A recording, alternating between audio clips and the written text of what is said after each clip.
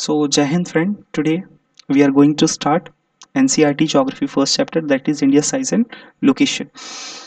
So, यहाँ पे मैं चीज़ें स्टार्ट करने से पहले बता दूं कि ये वीडियोस जो मैं बना रहा हूँ वो क्लास 9 स्टैंडर्ड के लिए बना रहा हूँ और जो सिविल सर्विसेज की प्रिपरेशन कर रहे हैं या जो भी गवर्नमेंट एग्जामिनेशन की प्रिपरेशन कर रहे हैं जहाँ पे NCERT मस्ट है। सो प्लीज़ क्लास 9 स्टैंडर्ड आप लोग मत डरिए, आप लोगों के ही लेवल की मैं बात करूंगा। जो भी मैं आपको बताऊंगा वो 9 स्टैंडर्ड के ही लेवल की बात करूंगा।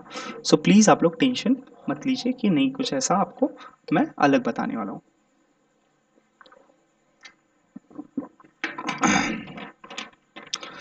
सो हम लोग चैप्टर को स्टार्ट करते हैं। चैप्टर स्टार्ट करने से पहले थोड़ा ज्योग्राफी के बारे में समझ लेते हैं। देखिए, ज्योग्राफी जो होता है वो बहुत ही इम्पोर्टेंट रोल प्ले करता है कुछ चीज़ों में। जैसे ज्योग्राफी बताता है कि आपका समाज कैसा होगा, आपके यहाँ पे सोसाइटी कैसी होगी, वो कैसी रहेगी, वो क्या पहनावा रहेगा, वो क्या खाएगी। बात समझ में आ रहा है? अब मेरी बात समझिएगा, रिलेट करिएगा चीज़ों को। अगर कोल्ड जगह है वो लोग क्या करेंगे, वहाँ पे जो पहनावा ओढ़ावा रहेगा वो कैसा रहेगा, वो लोग कहीं ना कहीं शॉल, स्वेटर, ब्लेजर्स, ये सब चीज़ें यूज़ करेंगे ना, करेक्ट ना, अपने आप को वार्म रखने के लिए। उन लोगों के खाने में कैसा रहेगा, उन लोग के खाने में ज़्यादातर स्पाइसेस रहेगा, मीट रहेगा, जिससे क्या कर सके, जिससे वो अपनी बॉडी को गर्म रख सकें। बात समझ में आ रही है? अब अगर मैं इकोनॉमी की बात करूं, इकोनॉमी कैसा होता है कि वो भी आपकी ज्योग्राफी पे डिपेंड करता है। आपके यहाँ पे अगर ऑयल रिसोर्स अगर अवेलेबल है या कोई मिनरल्स है, ठीक है, या फिर आपके यहाँ पे वाटर है, ठीक है, आप क्या करोगे, आप कहीं ना कहीं यही सब चीज़ों की क्या करोगे, यही सब चीज़ों को ट्रेड करोगे, मतलब यही सब चीज़ों को बेचोगे और इसके बदले में सामान खरीदोगे या फिर उसके बदले में आप पेमेंट लोगे। बात समझ में आ रहा है? ज्योग्राफी जो होता है वो बहुत इंपॉर्टेंट रोल करता है आपकी सोसाइटी, आपकी कल्चर और आपके यहाँ पे इकोनॉमी कैसी होगी। हम लोग चीज़ों को स्टार्ट करते हैं इंडिया साइज एंड लोकेशन के बारे में। कोई भी अगर लैंड का टुकड़ा है, अगर उसके बारे में मुझे कुछ जानना है तो सबसे पहले मैं काम ये करूंगा कि वो लैंड का टुकड़ा है कहाँ पे, करेक्ट ना, वो लैंड का टुकड़ा कहाँ पे लाई करता है, आपके एरिया से उसकी लोकेलिटी कहाँ पे है।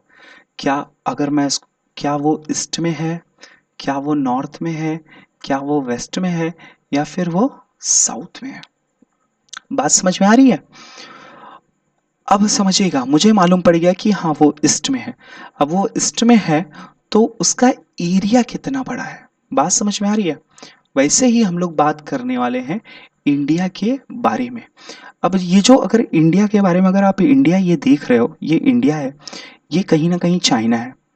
अगर मैं चाइना में रहता रहता तो मैं बोल सकता था कि इंडिया कहाँ पे है, इंडिया ये नॉर्थ हुआ, ये साउथ हुआ, ये ईस्ट हुआ, ये वेस्ट हुआ। मैं बोल सकता था चाइना के पर्सपेक्टिव से, मतलब चाइना के नज़रिए से इंडिया साउथ वेस्ट में है। लेकिन मैं यहाँ पे चाइना के नज़रिए से बस नहीं देखूंगा, मैं यहाँ पे वर्ल्ड के पर्सपेक्टिव से देखूंगा। मीन्स पूरे दुनिया में इंडिया कहाँ पे है। समझिएगा, ये हमारा वर्ल्ड है और मैं कहीं स्पेस में खड़ा हूँ, ठीक है। अब अगर मैं यहाँ पे अगर इंडिया है, ठीक है, मैं इसको पॉइंट आउट कर सकता हूँ कि ये इंडिया है, यहाँ पे है। अब मेरी बात समझिएगा, अर्थ क्या होता है, अर्थ हमेशा रोटेट करते रहता है। रोटेशन में क्या होगा, ये जो पॉइंट है ये चेंज होके यहाँ पे आ जाएगा। क्यों? क्योंकि ये रोटेट हो रहा है ना। ये स्पेसिफिक पॉइंट यहाँ पे आ जाएगा। अब मेरे लिए समस्या हो जाएगी कि नहीं, यहाँ पे मुझे कैसा, अब मैं कैसा पॉइंट आउट करूंगा, मैंने तो पॉइंट आउट ये डायरेक्शन में किया था, अभी डायरेक्शन क्या हो गया, अभी डायरेक्शन चेंज हो गया। बात समझ आ रही है? ये सारी प्रॉब्लम्स है। इस प्रॉब्लम को फिक्स्ड करने के लिए मैंने क्या किया, मैंने यहाँ पे कुछ लाइंस ड्रॉ करना स्टार्ट कर दिया। जैसा ऐसा मैंने एक लाइन ड्रॉ कर लिया, ठीक है, ऐसा लाइन ड्रॉ किया, फिर मैंने ऐसा एक लाइन ड्रॉ किया। अब मैं बोल सकता हूँ कि जहाँ पे लाइन ए और बी इंटरसेक्ट करते हैं वही लाइन पे क्या है, इंडिया वहीं पे है। तो अब मेरी बात समझिएगा, अब ये भले ही यहाँ पे आ जाएगा, इंटरसेक्शन भी तो इसके साथ ही रहेगा ना। बात समझ में आ रहा है? सो यहाँ पे भी ए और बी क्या कर रहे हैं, एक दूसरे को इंटरसेक्ट कर रहे हैं। सो इसके लिए मुझे क्या चाहिए, इसके लिए मुझे ग्लोब पे कुछ इमेजिनरी लाइंस चाहिए, कुछ रेफरेंसेस चाहिए। रेफरेंसेस बोले तो क्या, रेफरेंसेस बोले तो मतलब कुछ मुझे निशान चाहिए, जहाँ से मैं क्या कर सकूँ, जहाँ से मैं चीज़ों को काउंट कर सकूँ कि कहाँ पे एग्जैक्टली इंडिया है। सो स्टार्ट करने से पहले मैं आपको ये थोड़ा थियरी वाला चीज़ें है वो मैं बता देता हूँ। सो इंडिया के बारे में बोला गया कि इंडिया जो है वो ओल्डेस्ट सिविलाइजेशन है। उसने बहुत सारे फील्ड में डेवलपमेंट किए हैं लास्ट 50 ईयर्स में। जैसे multiple faces socio economic progress देखा गया है। और भी कुछ चीज़ें हैं, जैसे एग्रीकल्चर हुआ, इंडस्ट्रीज़ हुआ, टेक्नोलॉजी हुआ, ओवरऑल इकोनॉमिक डेवलपमेंट देखा गया है। अब इंडिया क्या है, इंडिया ये जो डेवलपमेंट कर रही है वो बस अपने लिए ही नहीं कर रही है, वो अदर कंट्रीज़ को भी उससे बेनिफिट है, मतलब पूरे वर्ल्ड को भी बेनिफिट है। अब समझिएगा, अगर इंडिया अगर एग्रीकल्चर में अच्छी हो रही है, ठीक है, अगर एग्रीकल्चर में कहीं ना कहीं इंडिया का डेवलपमेंट है, सो क्या होगा कि अगर हमारा एग्रीकल्चर में डेवलपमेंट है तो हमारे क्या करेंगे, हम लोग पहले अपना पेट भरेंगे, उसके बाद जो भी हमारे पास सरप्लस है, जो भी हमारे पास बच जाता है, उससे हम लोग दूसरे कंट्रीज का पेट भर सकते कि नहीं भर सकते। सो ये हमारा कंट्रीब्यूशन है कि नहीं है।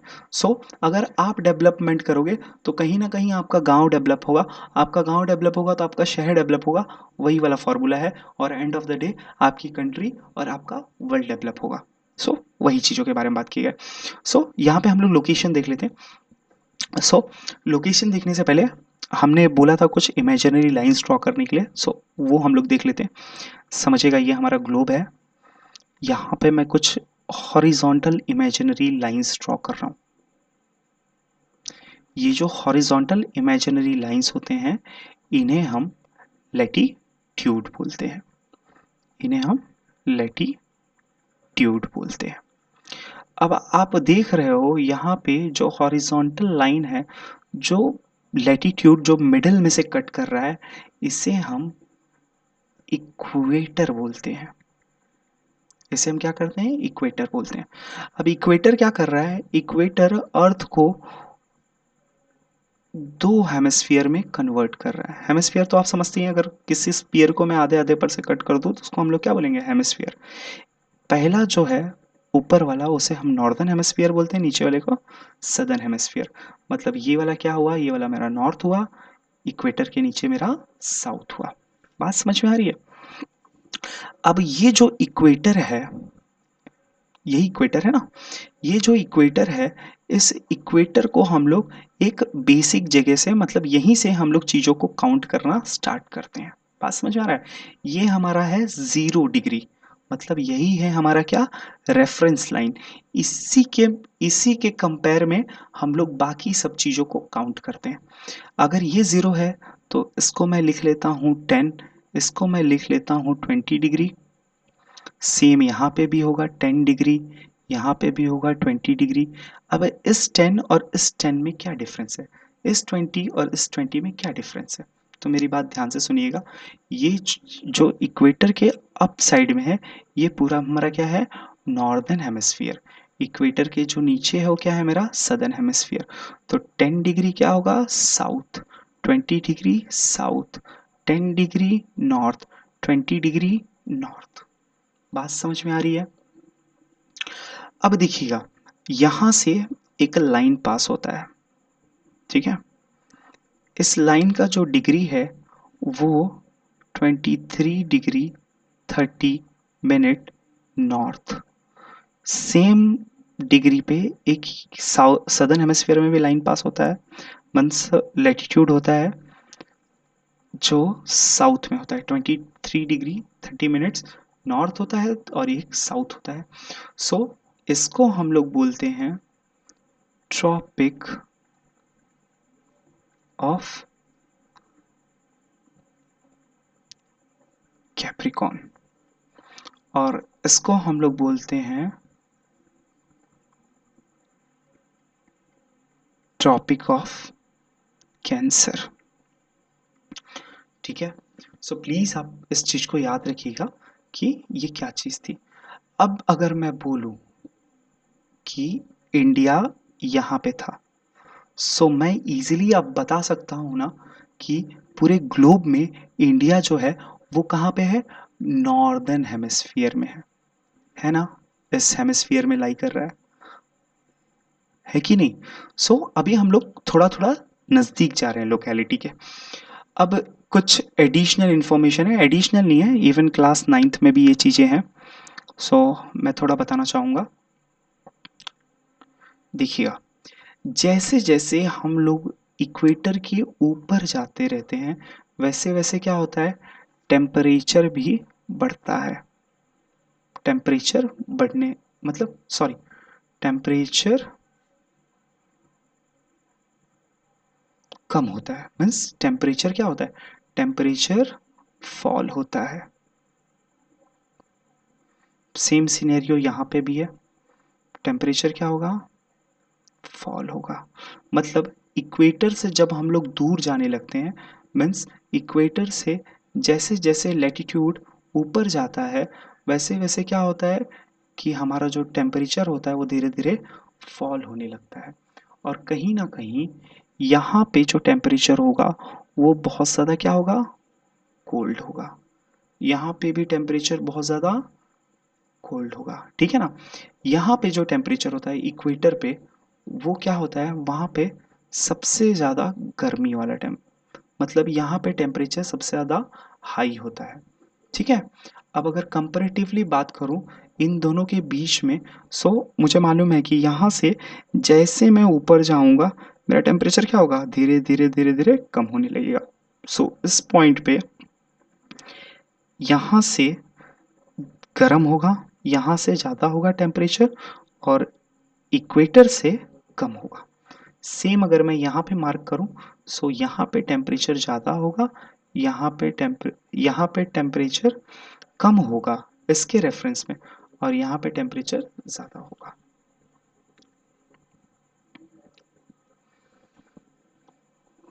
सो ये चीज़ें भी आपको समझ में आ गया होगा।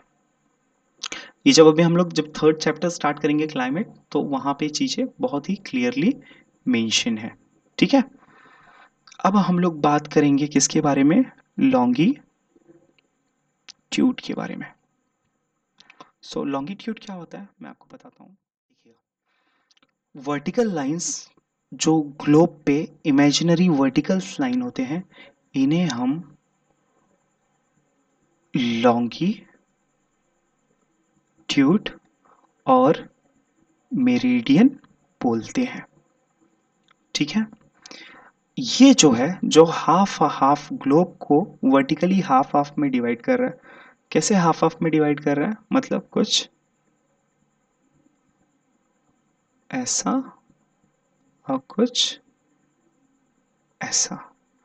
अब ये वाला जो पोर्शन रहेगा कौन सा, लेफ्ट साइड जो है उसे हम लोग वेस्ट बोलते हैं, ईस्ट साइड जो है सॉरी राइट साइड है उसे हम लोग ईस्ट और वेस्ट। बात समझ में आ रही है। अब देखिएगा ये जो मिडिल से जो डिवाइड कर रहा है दोनों में, वेस्ट में और ईस्ट में, इसे हम लोग बोलते हैं प्राइम मेरिडियन। और यही हमारा क्या है, यही हमारा रेफरेंस पॉइंट है किसके लिए, ईस्ट और वेस्ट के लिए। मतलब अगर यहाँ पे 10 होगा, यहाँ पे 20 होगा, यहाँ पे अगेन 10 होगा, यहाँ पे अगेन 20 होगा, तो ये 20 डिग्री वेस्ट, 10 डिग्री वेस्ट, ठीक है। यहाँ पे 10 डिग्री ईस्ट, 20 डिग्री ईस्ट। बात समझ में आ रही है। और इसका दूसरा जो बोलते हैं वो हम लोग बोलते हैं GMT, ग्रीन विच, सॉरी ये दोनों एक साथ ही है। ये एक टाउन का नाम है जो लंदन में है, ग्रीनविच मीन टाइम, ठीक है। सो हम लोग इसे ग्रीनविच मीन टाइम बोलते हैं। क्यों ग्रीनविच मीन टाइम बोलते हैं वो भी हम लोग समझ लेते हैं।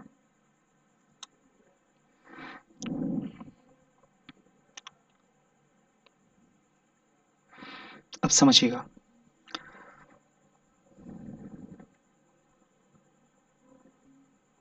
यहाँ से जैसे हम लोग ईस्ट में जाते हैं तो टाइम हमेशा क्या होता है, प्लस जीएमटी होता है, और जब हम लोग वेस्ट टुवर्ड जाते हैं सो टाइम हमारा क्या होता है, माइनस जीएमटी।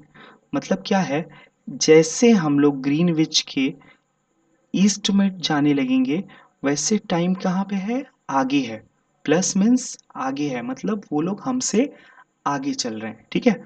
और जीएमटी के वेस्ट में जाएंगे वैसे टाइम क्या है, माइनस में, मतलब वो लोग हमसे कहीं ना कहीं कहाँ पे है, पीछे हैं। बात समझ में आ रहा है, मतलब आगे हैं पीछे हैं वो मैं आपको क्लियर कर देता हूँ क्या मैं बोलना चाह रहा हूँ, जस्ट समझिएगा। यहाँ पे अभी टाइम हो रहा है, मैं यहाँ पे बोलता हूँ यहाँ पे 10 बज रहे हैं, कहाँ पे, जीएमटी में आगे है। और जब हम लोग पीछे की तरफ जाएंगे तो वहाँ पे टाइम क्या है, पीछे है, माइनस इसलिए करके रखा हूँ। अब सपोज करिए हम लोग एक एग्जांपल से समझते हैं, यहाँ पे 10 बज रहा है रात के, ठीक है। और ये जो है वो हमारा जीएमटी है, करेक्ट ना। यहीं से हम लोग टाइम को मापते हैं, ठीक है। सो अगर यहाँ पे 10 बज रहा है, सो 2 पॉइंट में मार्क करता हूँ, एक इसको बोलता हूँ और एक अपने इंडिया का हम लोग एग्जांपल लेते हैं, ठीक है।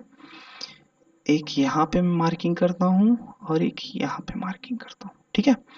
सो यहाँ पे मैं क्या बोल रहा हूँ, यहाँ पे मैं ये बोलना चाह रहा हूँ कि यहाँ पे जो टाइम है वो +3 GMT है, और ये जो टाइम है वो इंडिया का है +5:30 GMT है। ऐसा आप टाइम जब क्रिकेट मैच स्टार्ट होता है तब आप लोग देखते होंगे। सेम यहाँ का भी मैं एग्जांपल वैसे ही ले लेता हूँ, लेकिन यहाँ पे क्या लिखूंगा मैं, -3 GMT। अगेन यहाँ पे क्या होगा, -5:30 GMT, ठीक है ना। अब डेट मैं एक बार लिख देता हूँ यहाँ पे, कितना डेट है समझिए, 8 जुलाई की हम लोग बात कर रहे हैं, ठीक है ना, 8 जुलाई। सो अभी अगर लंदन में 10 बजे के 10 बजे का रात का टाइम हो रहा है, कौन सा, 8 जुलाई का। सो यहाँ पे जो ये वाला मार्किंग है, यहाँ पे टाइम हो रहा होगा कितना, 3 घंटा ये आगे है, 3 घंटा आगे है, मतलब सुबह के यहाँ पे 1 बज रहे होंगे। सुबह के कितने बज रहे हैं, 1 बज रहे हैं। क्यों, क्योंकि ये +3 GMT है। और यहाँ पे डेट क्या होगा, यहाँ पे डेट होगा 9/7। बात समझ में आ रही है, क्यों 9/7 है, क्योंकि ये +3 आवर्स, 3 आवर्स आगे है। 12 बजे के बाद, रात के 12 बजे के बाद टाइम चेंज हो जाता है। अब हम लोग अगर देखें लंदन में रात के अगर 10 बज रहे हैं तो इंडिया में कितना टाइम होगा। सो यहाँ पे मैं क्या करूँगा, 5 को ऐड कर दूंगा, तो मॉर्निंग में इंडिया के 3:30 AM हो रहे होंगे। डेट क्या होगा, 7। अगेन अगर मैं यहाँ का देखूँ, ये क्या है, ये इससे पीछे है। तो अगर यहाँ पे रात के 10 बज रहे हैं, सो यहाँ पे कितना होगा, 7 बज रहा होगा सेम दिन का, मतलब 8/7 का। बात समझ में आ रहा है, अगर यहाँ माइनस ये कर दूं, सो यहाँ पे कितना हो गया, यहाँ पे 4:30 PM, और डेट क्या होगा, सेम 8/7।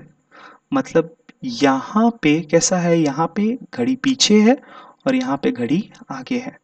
इसीलिए हम लोग जब सबसे ईस्ट में जो है वो कौन है, जापान है। सो इसीलिए हम लोग जापान को क्या बोलते हैं, राइजिंग सन। बात समझ में आ रहा है, मीन्स जापान में सबसे पहले, अगर समझिएगा, अगर ये जापान होगा, सो जापान तो इंडिया से भी आगे है ना, करेक्ट ना टाइम में। सो यहाँ पे मैं बोल सकता हूँ ना, यहाँ पे कितना घंटे का वो रहेगा, जापान में +8 होगा शायद, +8 GMT। सो अगर लंदन का 10 रात का 10 बज रहा होगा, सो उसमें 8 ऐड करिए तो कितना होगा, सुबह के 6 बज रहे होंगे। मतलब 8 9 तारीख 9 जुलाई का जो सबसे पहले जो चीज़ें देखा जा रहा होगा, वो कौन देखा जा रहा होगा, वो कहाँ पे, जापान में देखा जा रहा होगा। ठीक है ना? ठीक है। अब देखिए यहाँ पे मैं चीज़ों को मार्क कर देता हूँ। ये वाला जो मेरा पोर्शन है, मैंने बोला था इक्वेटर के ऊपर क्या है, इक्वेटर के ऊपर नॉर्थ है, करेक्ट ना? सो ये भी नॉर्थ रहेगा और ये वाला भी हिस्सा मेरा नॉर्थ रहेगा। ठीक है। इक्वेटर के नीचे क्या है, इक्वेटर के नीचे साउथ है। ठीक है। अब अगर ये ग्रीन लाइन को देखते हैं, सो ग्रीन लाइन के लेफ्ट साइड में वेस्ट है ना, सो ये क्या होगा, साउथ वेस्ट, नॉर्थ वेस्ट। ये क्या होगा, ये साइड में, राइट साइड में ईस्ट, करेक्ट ना? सो ये ईस्ट होगा और ये भी ईस्ट होगा।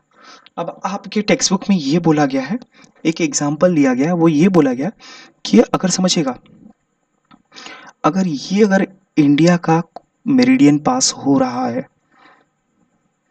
और यहाँ पे मैं एक कंट्री ले रहा हूँ, यहाँ पे एक कंट्री ले रहा हूँ, ठीक है ना, यहाँ पे एक कंट्री ले रहा हूँ। सो क्या यहाँ पे यहाँ पे जो टाइम हो रहा होगा, मतलब यहाँ पे जो टाइम है, यहाँ पे जो टाइम है, यहाँ पे जो टाइम है और यहाँ पे जो टाइम है, क्या वो सेम होगा कि डिफरेंट होगा? प्लीज़ मुझे कमेंट सेक्शन में बताइए। सो वीडियो को पॉज करिए और प्लीज़ मुझे बताइए। सो देखिए, मैं आपको इसको बहुत अच्छे तरीके से एक्सप्लेन करना चाह रहा हूँ। ये अगर मेरा सन है, ठीक है ना, सो अगर ये मेरा सन है, सो सन का कैसा है कि यहाँ पे यहाँ पे जो होगा वो टाइम हर एक पॉइंट पे सेम होगा। मतलब जो भी मेरा लैटिट्यूड रहेगा वहाँ पे टाइम क्या होगा, जो भी मेरा लॉन्गिट्यूड रहेगा वहाँ पे पूरा यहाँ से स्टार्टिंग नॉर्थ से लेके साउथ तक, इस लॉन्गिट्यूड के अलोंग जितनी भी कंट्रीज आ रही होंगी वहाँ पे टाइम क्या होगा, वहाँ पे टाइम सेम होगा। ठीक है, बात समझ में आ गई?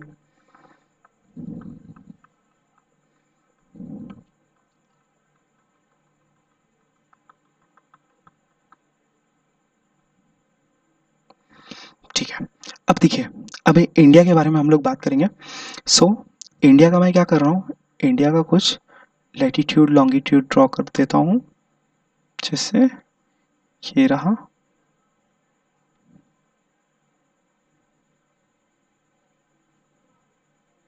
ठीक है, ये रहा,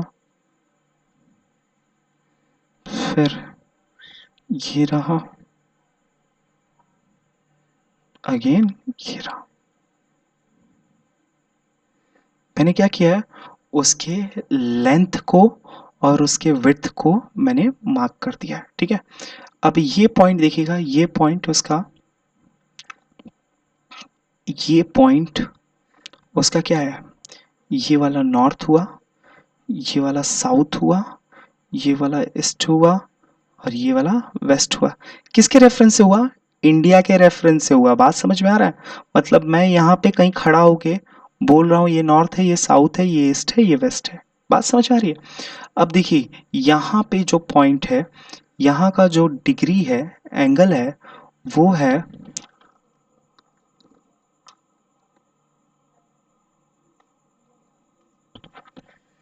सो अब हम लोग स्टार्ट करते हैं। देखिएगा, यहाँ पे जो सबसे नीचे जो स्टार्ट हो रहा है वो वहाँ पे है 8 डिग्री 4 मिनट। क्या होगा, नॉर्थ होगा कि साउथ होगा? अरे भाई, यही तो इक्वेटर है ना, इक्वेटर से ऊपर है, मतलब यहाँ पे बात कर रहा है। अब यहाँ पे जो लाइन पास होगी वो क्या होगी, नॉर्थ तो ही होगी। सो ये क्या है, 8 डिग्री 4 मिनट नॉर्थ है। बात समझ में आई? सेम यहाँ की अगर मैं बात करूँ, कलर में चेंज कर देता हूँ, शायद ये विजिबल नहीं है, ये विजिबल हो आपको। जो यहाँ पे होगा वो होगा 30 97°6' क्या होगा, अगेन नॉर्थ होगा। बात समझ में आ रही है। अब अगर मैं यहाँ को बोलूँ इसको, सो ये है 97°25' क्या, ईस्ट। समझ में आ रही है। और जो यहाँ पे होगा वेस्ट में, वो होगा 68°7' ईस्ट होगा। बात समझ में आ रही है। यहाँ पे जस्ट मैं आपको इसलिए ड्रॉ करके बताऊं क्योंकि आप चीज़ों को समझ सकें। अब हम लोग अपने टेक्स्ट बुक में जाएंगे और देखेंगे कि अभी तक हम लोग ने जो चीज़ें पढ़ा है, जो चीज़ें समझा है, ये सारी चीज़ों को ऐसा नहीं है, मैं इसलिए रफ कर दिया क्योंकि ये ऑलरेडी सब चीज़ें यहाँ पे मेंशन है। सो यहाँ पे आप देख सकते हैं, यहाँ पे क्या बोला गया है, यहाँ पे ये बोला जा रहा है कि northern hemisphere the main land extend between latitude 8°4' north and 37°6' north, and जो लॉन्गिट्यूड बताया गया, लॉन्गिट्यूड मीन्स व्हाट, ये वाला जो लंबी लाइन बताया गया कहाँ से कहाँ तक है, तो वो हम लोगों ने देखा था कि वो कहाँ तक था, ये वाला जो था वो कितना था 68°7' क्या ईस्ट, और ये कितना था 97°25' ईस्ट, करेक्ट ना। और जो हम लोग इससे पहले जो बात किए थे वो कुछ ऐसा, ये लेंथ की बात किए थे ना, मतलब कश्मीर से लेके कन्याकुमारी तक, तो कश्मीर में यहाँ वाला जो पार्ट था उसको कितना था, उसका वैल्यू था 37°6' नॉर्थ, और ये जो कन्याकुमारी वाला पार्ट था उसका कितना था 8°4' नॉर्थ। बात समझ में आई। मैं आपको बहुत ही इजी वर्ड्स में टाइम लिया हूँ, बट आपको मैं अच्छी तरह से एक्सप्लेन करना चाह रहा हूँ, ठीक है। सो अब देखिएगा, मैंने आपको कुछ बातें बताई थी ट्रॉपिक ऑफ कैंसर के बारे में, करेक्ट ना। ट्रॉपिक ऑफ कैंसर के बारे में मैंने आपको बताया था। सो यहाँ पे ट्रॉपिक ऑफ कैंसर को देख लेते हैं। यहाँ पे आप देख सकते हो, यहाँ से ट्रॉपिक ऑफ कैंसर पास हो रहा है, ठीक है। अब ये ट्रॉपिक ऑफ कैंसर क्या कर रहा है, ट्रॉपिक ऑफ कैंसर इंडिया को दो पार्ट में डिवाइड कर रहा है, ठीक है। अब देखिए, अब हम लोग इंडिया के पर्सपेक्टिव से देख रहे हैं, अब ग्लोब से हम लोग हट गए। ये वाला पार्ट कौन सा है, ये वाला पार्ट नॉर्थ है, और ये वाला पार्ट मेरा साउथ है। बात समझ में आ रही है। ये वाला पार्ट मेरा ईस्ट हुआ और ये वाला पार्ट मेरा वेस्ट हुआ, ठीक है। यहाँ पे नॉर्दर्न में हम लोग देखेंगे कि यहाँ पे साउथ ईस्ट में क्या है, अपना बी ऑफ बंगाल है। सेम साउथ वेस्ट में क्या है, अरेबियन सी है। और भी कुछ है साउथ वेस्ट में, ये एक आइलैंड है जिसको हम लोग लक्षद्वीप बोलते हैं। सेम साउथ ईस्ट में एक आइलैंड है जिसको हम लोग अंडमान एंड निकोबार बोलते हैं, ठीक है।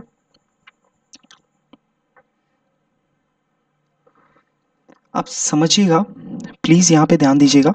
जैसे यहाँ पे देखिए, मेन लैंड तो यहाँ तक आया है 8°4', बट ये जो साउथ अंडमान एंड निकोबार का है, वो यहाँ पे जो पॉइंट है, यहाँ का जो लैटिट्यूड है वो 6°45' नॉर्थ में है, जिसको हम लोग बोलते हैं इंदिरा पॉइंट। यहाँ पे कुछ इंटरेस्टिंग बात बताइएगा। Do you know the south most point of the Indian union Indira point got submerged under the sea water in 2004 during the tsunami, जो मैंने आपको इंदिरा पॉइंट बताया था। अब देखिए, यहाँ पे लैंड मास के बारे में बात किया गया है, लैंड मास के बारे में बात किया गया है, उसके बारे में भी हम लोग देख लेते हैं। जैसे समझिएगा, ये अगर मेरा एक अगर एरिया है, इस एरिया में इंडिया ने इतना एरिया ऑक्यूपाई करके रखा है, ठीक है। मैं इसको मार्क कर देता हूँ। इसका जो परसेंटेज है वो है 2.4%, और बचा हुआ जो एरिया है 97.6%, इसमें अदर अदर कंट्रीज़ हैं, जिसमें यूएसए, कनाडा, चाइना, जितनी भी आप कंट्रीज़ जानते हो वो सारे 97.6% में है। और इंडिया का जो ग्लोब पे जो ऑक्यूपाई करता है लैंड मास, वो है 2.4%। ये हमारा इंडिया का कवरेज एरिया है। बात समझ में आ रही है? अब अगर मैं इसके साइज़ के बारे में बात करूं कि इसका साइज़ क्या है, सो इसका जो साइज़ है वो 3.28 मिलियन स्क्वायर किलोमीटर है। ठीक है, और सिंप्लीफाई करूं तो 32.8 लाख स्क्वायर किलोमीटर।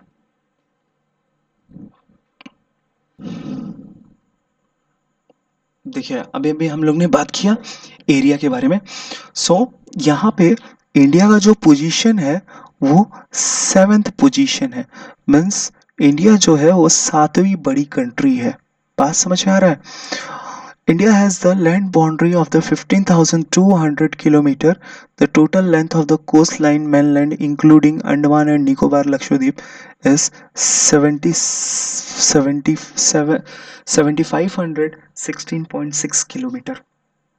मतलब ये बोल रहा है कि ये जो इंडिया का जो मेन लैंड एरिया है, मतलब ये सबको अगर मैं ऐसा ऐसे ऐसे करके मैं ये पूरे बाउंड्रीज को अगर मैं मेज़र करूं, सो इंडिया का जो total main land area coverage है वो है 15,200 किलोमीटर। मतलब इसके सरकमफरेंस की बात कर रहा है। ये जो मेन लैंड का सरकमफरेंस है वो कितना है? 15,200 square.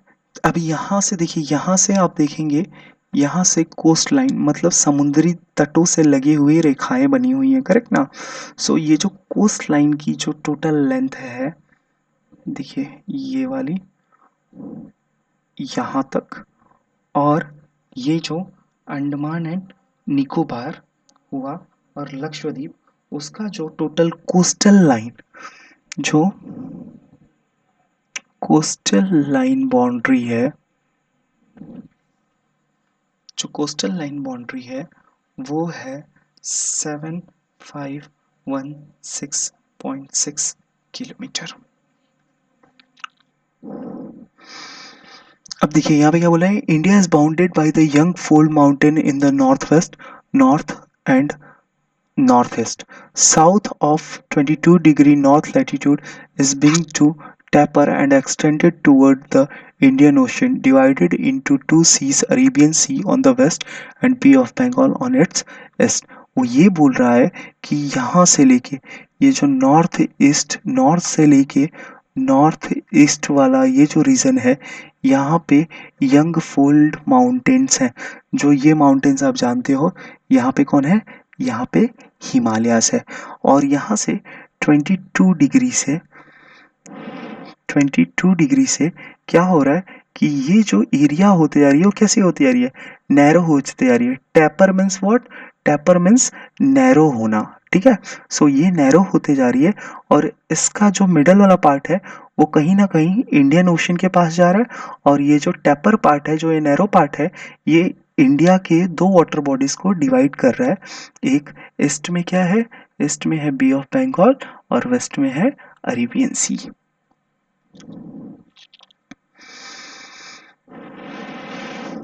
Now look at figure 1.3. Note that the latitudinal and longitudinal extent of the mainland is about 30 degree. Despite this fact, the east and the west extent appear to be smaller than the north south extent.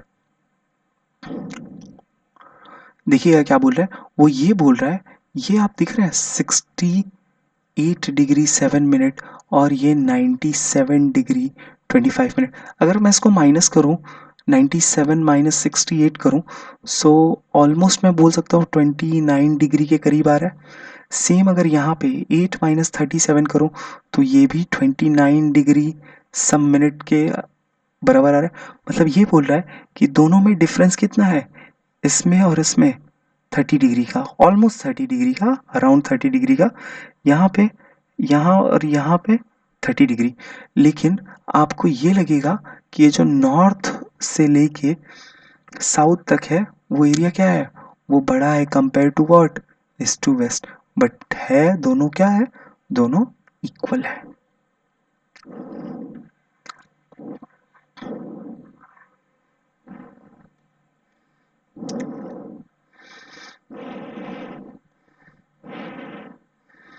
Now, from Gujarat to Arunachal Pradesh, there is time lag of 2 hours. Hence, the time along the meridian, standard meridian of the Indian 82° 30' east passing through Mirzapur in Varanasi is taken as the standard time for the whole country. The latitudinal extent influence the duration of the day and night as move from south to north. अब ये बोल रहा है, यहाँ पे आपको एक line दिख रही होगी, ये जो लाइन ड्रॉ किया गया है ये यहाँ पे दिखाया भी गया है इवन, लेकिन मैं आपको बता देता हूँ 82° 30' से एक लाइन पास होती है। ये हमारी इंडिया का क्या है, स्टैंडर्ड टाइम लाइन है।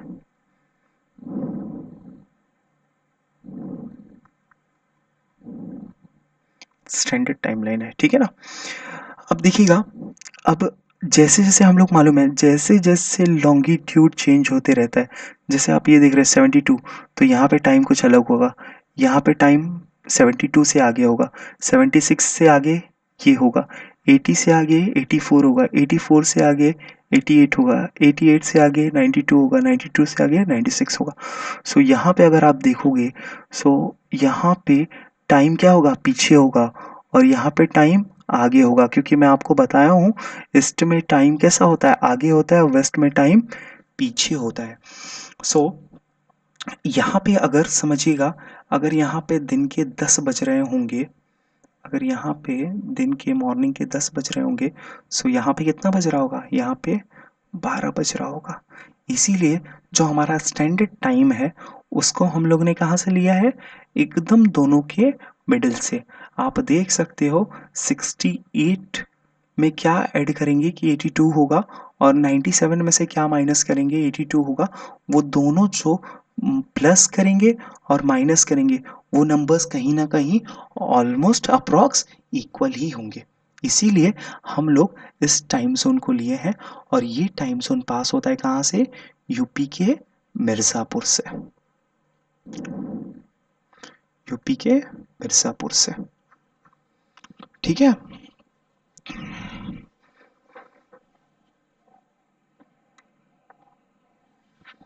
अभी इससे रिलेटेड मैं कुछ आपको एडिशनल चीज़ें बता दूं, तो वो ये बता दूं कि यहाँ पे जो दार्जिलिंग में जो चाय बागान वाले लोग हैं, वो लोग अपनी अलग टाइमलाइन की डिमांड कर रहे हैं। वो लोग ये बोल रहे हैं इंडिया में 2 टाइमलाइन होना चाहिए, एक टाइमलाइन यहाँ से पास होना चाहिए और एक टाइमलाइन यहाँ से पास होना चाहिए, जो क्या हो सके।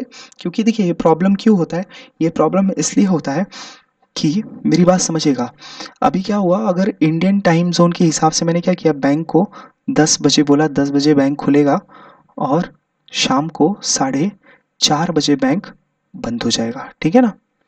10 बजे खुलेगा, साढ़े शाम को 4:30 बजे बंद हो जाएगा, ठीक है। तो समझिएगा जो गुजरात में रहता है उसके लिए 4:30 बजा है, मतलब अभी अभी दोपहर खत्म हुआ है, करेक्ट ना। लेकिन जो नॉर्थ ईस्ट में रहता होगा उन लोग के लिए क्या है, 4:30 बजा मतलब कहीं ना कहीं सूरज ढलने को आ गया है, मतलब शाम का टाइम हो गया है। बात समझ में आ रहा है, मतलब उनके पास टाइम बचा ही नहीं। इसलिए नॉर्थ ईस्ट का मानना ये है कि हमें कंपेयर टू गुजरात, मतलब ये वेस्ट साइड से हमें क्या होता है, हमें 2 घंटा कम मिलता है, और यहाँ से 1 घंटा कम मिलता है। मतलब हम लोग दिन का क्या कर रहे हैं, हम लोग को दिन में 1 घंटा कम मिलता है। बात समझ में आ रहा है। ये उन लोग का डिमांड है, इसीलिए वो लोग डिफरेंट और भी टाइम जोन की बात कर रहे हैं कि इंडिया में 2 टाइम जोन होना चाहिए।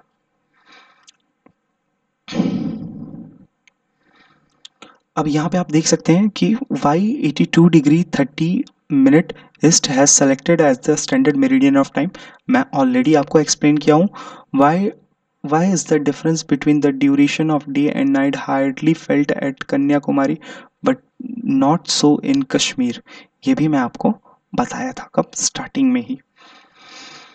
सो यहाँ पे India in the world means India का वर्ल्ड के साथ कैसे कनेक्शन है, वो चीज़ें हम लोग देखेंगे।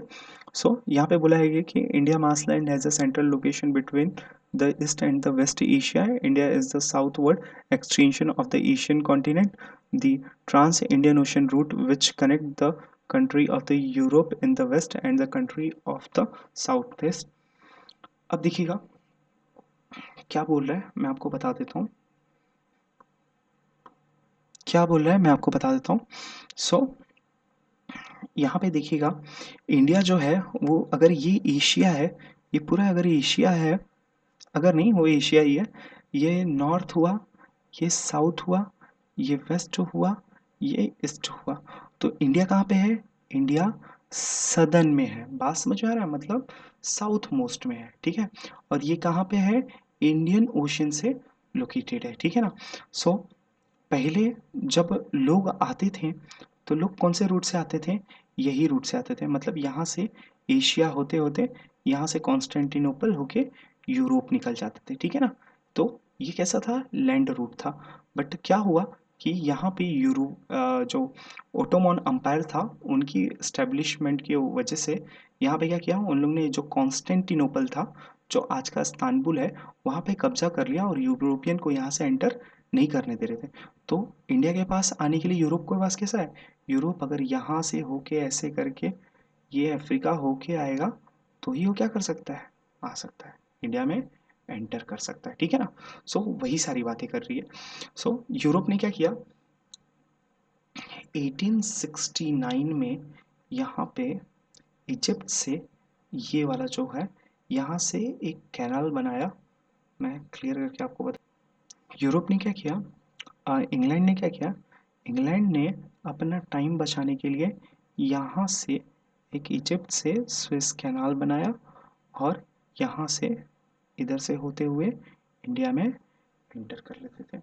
सो ये जो स्विस कैनाल बना, ये स्विस कैनाल 1869 में बना और ये स्विस कैनाल टोटल 7000 किलोमीटर के डिस्टेंस को कम करता था। मतलब अगर यहाँ से जो भी रहेगा, समझिए यहाँ से जो डिस्टेंस x है, सो स्विस कैनल क्या करता था? x minus 7000। मतलब अगर हम लोग यहाँ से अगर ऐसे करके आएंगे तो हमारा क्या होता था? 7000 किलोमीटर बचता था और हम लोग इंडिया पहुँच जाते थे। सो यही बोलना चाह रहा है। यहाँ पे कुछ चीज़ें दी गई हैं। लैंड वाइज एरिया बताया गया, रशिया है 17.9 मिलियन स्क्वायर किलोमीटर, कनाडा कितना है? 9.8। After then USA third rank, China fourth rank, Brazil fifth rank, sixth rank पे ऑस्ट्रेलिया है और इंडिया 3.28 पे है, सेवन्थ रैंक पे। अब देखिए यहाँ पे क्या बोल रहा है, India contacted with the world have continued through age, but her relationship through the land route are much older than her maritime contact. The various passes across the mountain in the north have provided passage to the ancient traveler, while the ocean restricted such interaction for a long time. ठीक है ना। सो ये बोला जा रहा है कि India India तो समझिए, ये जो रूट हुआ, सी का रूट हुआ, वो कहीं ना कहीं बहुत नया है। बात समझ आ रहा है? मतलब ये स्विस कैनाल होके रेड सी से होके ऐसे आने वाला रूट हुआ, या फिर एंटायरली यहाँ से घूम के ये अफ्रीका के नीचे से यहाँ से एंटर करने वाला, ये तो रूट बहुत नया है। लेकिन ये जो लैंड मास से जो माइग्रेशन हुआ है वो बहुत पहले से होते आ रहा है। मीन्स बहुत ही एंशियंट टाइम से ये चीज़ें हो रहे हैं, यहाँ से लोग पास हो रहे हैं, ठीक है ना। सो जो लैंड वाला रूट है वहाँ से कैसा है, these route had contributed in the exchange of the idea and the commodity since ancient time. The idea of Upanishad and the Ramayana, the story of Panchatantra, the Indian numeral and the decimal system thus could reach many parts of the world. The spices, muslin and the other merchandise were taken from India to different country. On the other hand, the influence of the Greek sculpture and the architectural style of the dome and the minarets from the West Asia can be seen in the different part of our country. जैसा कि हम लोग जानते हैं कि जो land route है वहाँ से हम लोग ने बहुत सारे कल्चरल एक्सचेंज किए हैं, जैसे रामायण हुआ, उपनिषद हुआ, और जो भी पंचतंत्रास हुआ, डेसिमल्स हुए, जो भी चीज़ें इंडिया में डिस्कवर हुई वो कहीं ना कहीं बाहर गई, यूरोप में गई, और भी वेस्ट एशियाज़ में गया, ठीक है ना, और वहाँ पे स्प्रेड हुआ। और वेस्ट एशियाज़ ऐसा ही नहीं है कि बस हमने नॉलेजेबल चीज़ों का ही एक्सचेंज किया, बहुत सारे ऐसे अदर कमोडिटीज़ थे, जैसे मुस्लिम्स हुए, कॉटन्स हुए, उन सब चीज़ों का भी हम लोग, स्पाइसेस हुए, उस सब चीज़ों का भी हम लोग ने एक्सचेंज करते आ रहे हैं ओल्ड टाइम से, ठीक है ना। आज भी हमारे इंडिया में देखा जा सकता है जो डोम्स हैं, जो गुम्बजें हैं, वो कहीं ना कहीं ग्लो ग्रीक स्कल्पचर्स की है, ठीक है, वहाँ से इन्फ्लुएंस्ड हुई हैं, और वो हमारे इंडिया में देखा जाता है।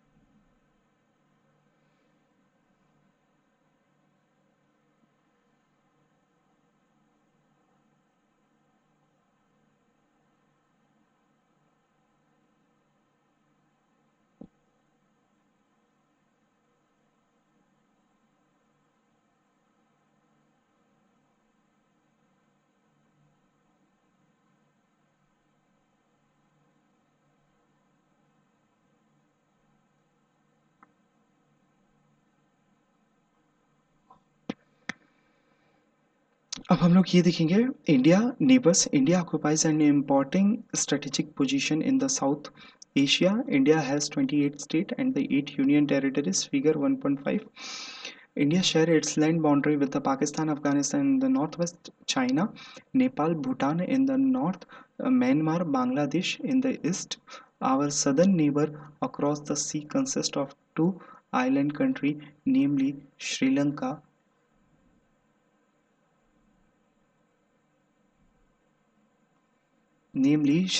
and Bangladesh. Sri Lanka is separated from India a narrow channel of a sea formed by the Pak Strait and the Gulf of Mannar, while Maldives Island are situated to the south of the Lakshadweep Island. India has a strong geographical and the historical link with her neighbor.